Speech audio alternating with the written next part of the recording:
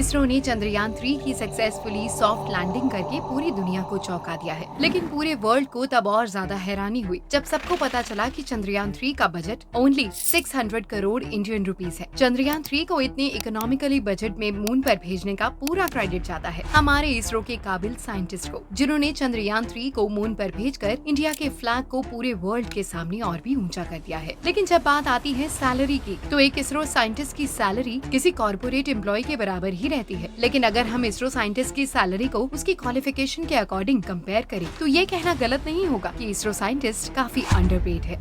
Comparison between salary of NASA and ISRO scientist. एक NASA scientist की average salary लगभग 34 लाख रुपए पर एनम तक होती है। नासा में जॉब करने के लिए एप्लीकेंट के पास एक बैचलर डिग्री होनी जरूरी है, और अगर किसी एप्लीकेंट के पास एक मास्टर्स डिग्री है तो वो अपनी जॉब की शुरुआत एक हाई सैलरी के साथ कर सकती है। फॉर एग्जाम्पल, अगर कोई एप्लीकेंट नासा में अपनी शुरुआत GS7 रैंक के साथ करता है तो उसकी स्टार्टिंग सैलरी ही 35,000 से $45,000 तक होती है। साथ में अगर बात करें नासा में हायर सैलरी पाने वाले लोगों की, तो नासा की CEO की सैलरी 1.5 लाख से $2 लाख तक होती है। इनको अगर इंडियन रुपीस में कन्वर्ट करे तो ये फिगर 1.20 करोड़ से 1.75 करोड़ तक बैठता है। इसरो में एंट्री लेवल साइंटिस्ट को साइंटिस्ट इंजीनियर या SC कहा जाता है, क्योंकि इस जॉब के लिए कोई भी मास्टर्स या बैचलर डिग्री के बाद अप्लाई कर सकता है, और ICRB एग्जाम में पास आउट होने के बाद वो एक इसरो साइंटिस्ट बन सकता है, जिसकी बेसिक सैलरी लगभग 55,000 से 58,000 रुपीस होती है, और उस साइंटिस्ट की हर 6 महीने में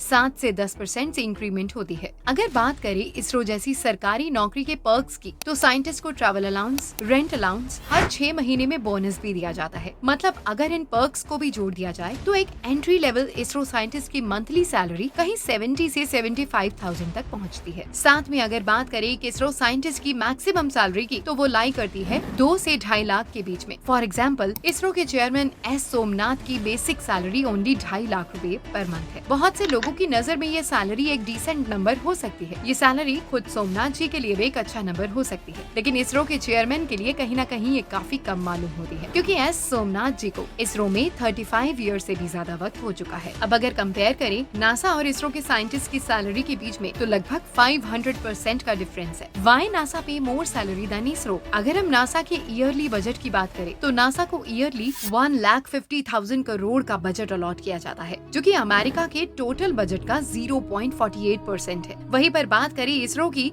तो इसरो का yearly budget only 12,500 crore rupees है, जो कि इंडियन GDP का ओनली 0.28% है। Why low salary of ISRO scientist is dangerous for nation? Scientist की लो सैलरी पर इसरो के former chairman G Madhavan Nair ji का कहना है कि इसरो की साइंटिस्ट की लो सैलरी की वजह से ही साइंटिस्ट स्पेस एक्सप्लोरेशन के लिए लो बजट सॉल्यूशन ढूंढ पाते हैं। अपनी इंटरव्यू में उन्होंने आगे बताया कि इसरो साइंटिस्ट के बीच कोई भी साइंटिस्ट कोई भी मिलेनियर नहीं है, और सभी इसरो साइंटिस्ट हमेशा एक नॉर्मल लाइफ एंजॉय करते हैं। नायर जी का ये स्टेटमेंट प्रेजेंट टाइम साइंटिस्ट के लिए तो बहुत इंस्पायरिंग हो सकता है, लेकिन फ्यूचर के लिए इसरो साइंटिस्ट की लो सैलरी होना एक बहुत ही सीरियस इशू है, क्योंकि कोई भी ग्रेजुएट किया हुआ स्टूडेंट एम करता है हाईएस्ट सैलरी पेइंग जॉब के लिए, क्योंकि कोई भी नॉर्मल स्टूडेंट हाई स्टडीज के लिए जाने के बाद हाई पेइंग जॉब्स के लिए ही जाना चाहता है, जिससे कि उसकी फैमिली और उसका फ्यूचर सिक्योर हो सके। इसीलिए नासा में भी 36% साइंटिस्ट इंडियन ओरिजिन के ही है। हाल ही में उत्तराखंड के एक साइंटिस्ट अमित पांडे ने नासा की आर्टेमिस प्रोग्राम के लिए as a senior scientist join किया है। खुद इसरो के फॉर्मर साइंटिस्ट नाभी नारायण को नासा की तरफ से उन्हें 1 करोड़ की सैलरी का जॉब ऑफर मिला था, जिसे कि उन्होंने रिजेक्ट कर दिया था। Why decent salary in ISRO is important for India? Indian scientist के साथ खुद हमारे देश के डेवलपमेंट के लिए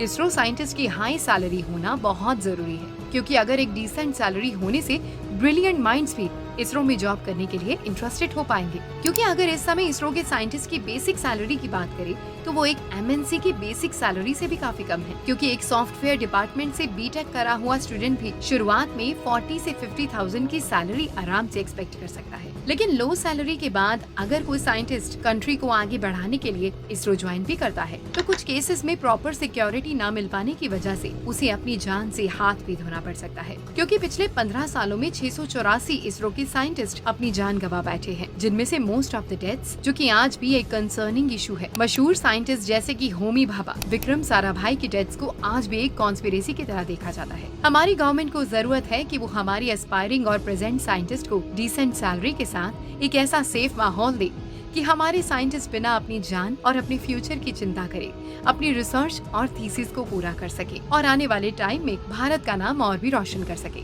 ये वीडियो पूरी तरह से डेडिकेटेड है हमारे देश के साइंटिस्ट के लिए, जिन्होंने केवल अपने काम के दम पर पूरे इंडिया को प्राउड फील करवाया है।